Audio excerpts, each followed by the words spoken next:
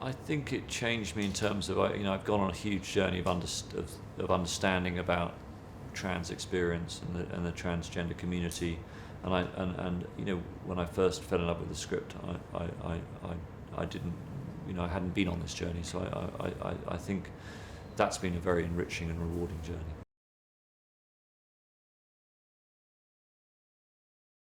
Well, it all started with falling in love with a great script. I cannot tell you how rare it is to come across great scripts that haven't been made. There are years where I read 50, 60 scripts and struggle to find one that I really want to make. Really? No, it's very hard, and this probably remains the best first draft script I've ever read, and I fell in love with it. It made me cry, and because it moved me so much, I was drawn to making it. It's a love story. It's about a young couple, both artists living in Copenhagen in the 20s, who deal with the dawning realization on the part of the husband that she's a woman inside, and it's a portrait of a marriage going through this profound change, where love mediates the change throughout.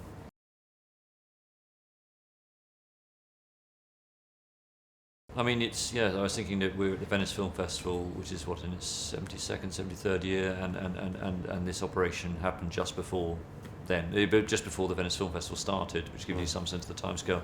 Even making a movie, it was hard. It was hard to kind of explain to people how dangerous the operations were, because you can't have a character saying, it's a dangerous operation. Antibiotics haven't been invented yet, or you do know, Lily, that penicillin is yet to be someone's yet to invent penicillin. But yes, it's a world before these brilliant defences against infection were invented, and so the risk of death was incredibly high, and the surgery was pioneering and experimental.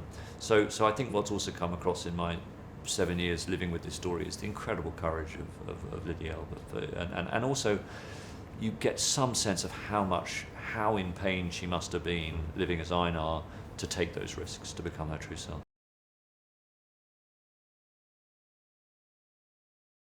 From the first time I read the script, I had a very strong instinct that Eddie was the right person to cast. I was very open to many different routes, but that instinct remained strong with me throughout the process.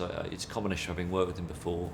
I worked with him when he was 22 years old on Elizabeth I, where he was opposite, Helen Mirren and Jeremy Irons, and gave the most astonishing performance in a scene where he was sentenced to death for rebelling against Helen Mirren. We then did Les Mis together, where his performance of Empty Chairs, Empty Tables, to me, remains one of the highlights of that movie against some pretty, great opposition. And there's something in Eddie that's drawn to the feminine that I was intrigued by. He's played women roles before, like in Mark Rylance's 12th Night, he played Viola.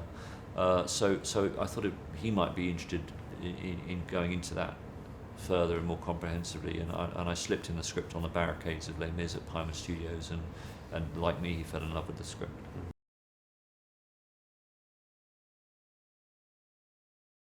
Yeah, Alicia, I haven't known, I haven't known for as many years as Eddie, but there was a succession of great movies she did. A Royal Affair, Anna Karenina, Ex Machina, and I think she's one of the emerging greats, and she's got a huge career ahead of her. But I love her energy, I love her great big heart, I love her passion, and I love her for being Scandinavian and not uptight and British.